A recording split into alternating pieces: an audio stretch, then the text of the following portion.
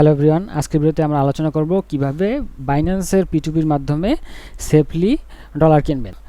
অনেকে আপনারা directly USDT কিনে থাকেন, এটা হতে পারে অনলাইনে কারোর সাথে পরিচয়, ফেসবুক বা অন্য কোনো মাধ্যমে, অথবা যে কোনো একটা পেজ থেকে আপনারা কিনেন।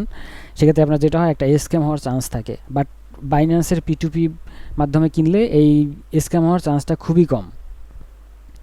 তারপর অনেকে দেখা যায় যে বাইন্যান্স থেকে কেনার পরও মাঝে মধ্যে দু একটা ঘটনা আসে স্ক্যাম হওয়ার। এই ভিডিওটি ফলো করলে আশা করি আপনারা বাইন্যান্স থেকে অন্ততপক্ষে কোনোভাবে স্ক্যাম হবেন না এবং সেফলি আপনি ডলারটা কিনতে পারবেন। প্রথমে যে বিষয়টা আমি খেয়াল রাখতে বলবো সেটা হচ্ছে ভেরিফাইড মার্চেন্টের মাধ্যমে আপনি ডলারটা কিনবেন। এটা আপনি কীভাবে চুজ করবেন? ভেরিফাইড মার্চেন্ট, ওখানে কিন্তু একটা ফিল্টার আছে, ওইখান থেকে চাইলে আপনি ফিল্টারটা অন করলে ওখানে শুধু আপনি ভেরিফাইড মার্চেন্টদেরই অ্যাডগুলো আপনার সামনে আসবে। সেক্ষেত্রে একটু ডলার রেটটা একটু বেশি হতে পারে নর্মাল মার্চেন্ট থেকে। আর একটা অপশন হচ্ছে এক্সপ্রেস P2P, এখানেও ওইখান থেকে আপনি যদি চুজ করেন এক্সপ্রেস P2P সব থেকে বেস্ট ভেরিফাইড মার্চেন্টটা কিন্তু আপনাকে সাজেস্ট করবে এক্সপ্রেস P2P। তারপর আমি যে জিনিসটা খেয়াল রাখতে বলবো যে মার্চেন্টের রেটিং এবং তার ফিডব্যাকগুলো চেক করবেন। যারা ভালো মার্চেন্ট তাদের রেটিং অবশ্যই ভালো থাকবে এবং তাদের ফিডব্যাকগুলো দেখবেন ম্যাক্সিমাম পজিটিভ। ধরেন 100-র ভিতরে একটা খারাপ হতে পারে, এটা কোনো তেমন একটা ইস্যু নয়। এটা একটু চেক করে নেবেন, আর তাহলে আসলে ভালো মার্চেন্ট আপনি পেয়ে যাবেন।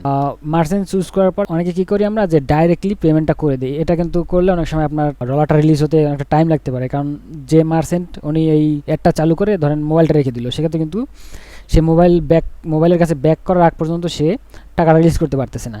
এক্ষেত্রে আপনার টাকাটা কিন্তু অনেক সময় হোল্ডে থাকবে। সেক্ষেত্রে আপনি যেটা করতে পারেন, তাকে পেমেন্ট করার একটা মেসেজ দেন যে সে অ্যাভেলেবেল আছে কি না। যদি সে অ্যাভেলেবেল থাকে তখন আপনি তাকে টাকাটা সেন্ড করে দিবেন।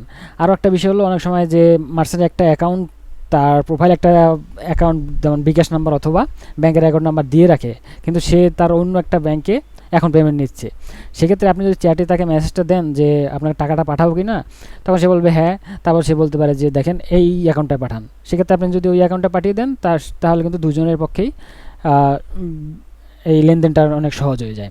এখন যে জিনিসটা বলবো সেটা হচ্ছে অবশ্যই আপনার নিজের নামের যে অ্যাকাউন্ট অথবা নিজের নামে যে বিকাশ বা নগদ, ওইটা সবসময় ব্যবহার করবেন। অনেক সময় অন্য নামের অ্যাকাউন্ট থেকে ওইটা টাকা পাঠালে এটা কিন্তু সেলার কিন্তু এটা রিসিভ করতে চায় না এবং সে ফান্ড রিলিজ করে না। এটার কারণ হচ্ছে অনেকে কিন্তু মানি লন্ডারিং করে অন্য অ্যাকাউন্ট থেকে টাকা পাঠিয়ে।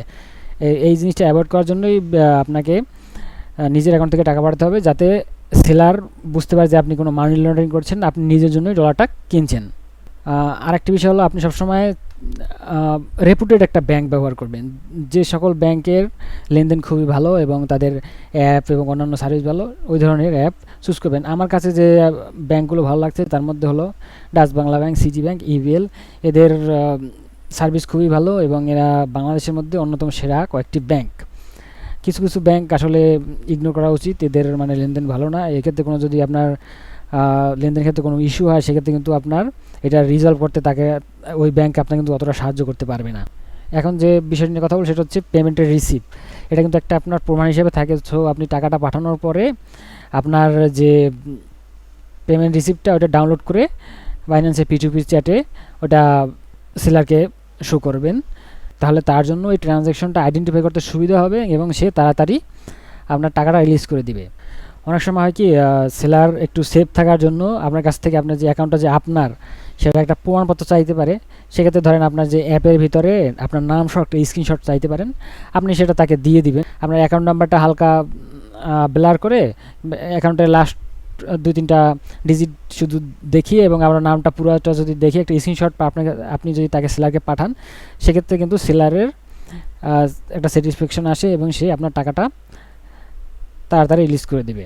আরেকটা হলো, ওই যে স্ক্রিনশট পাঠানোর পরে একটা মেসেজ দিয়ে বলবেন যে হ্যাঁ আপনার টাকাটা পাঠিয়েছি, চেক করেন। এবং ওইখানে একটা নোটিফাই সেলার নামে একটি বাটন আছে, ওই বাটনটা আপনি রসিদটা পাঠানোর সাথে সাথে ওইটা ক্লিক করে নোটিফাই সেলার করবেন। এটার মানে হচ্ছে আপনি সেলারকে জানাচ্ছেন যে আপনি তাকে পেমেন্টটা করে দিয়েছেন। আশা করি এই যে স্টেপগুলো আমি বলেছি এগুলো ফলো করলে আপনি আসলে স্ক্যামের শিকার হবেন না, অন্ততপক্ষে বাইন্যান্স P2P থেকে। এর সাথে আমি যে আরেকটা জিনিস অ্যাড করবো ভিডিওটা শেষ করার আগে, যে আপনি সবসময় ট্রানজ্যাকশনের সাইজটা একটু মেনটেন করবেন। নর্মালি বড় অঙ্কের টাকা একবারে করবেন না। যে ধরেন আপনার 50,000 টাকার ডলার কিনবেন, সেক্ষেত্রে আপনি কি করবেন, যে একবারে 50,000 না কিনে ওইটা 4বারে বা 5বারে কিনবেন, একটু খরচ একটু বেশি পড়বে, বাট আপনি কিন্তু সেফ থাকবেন।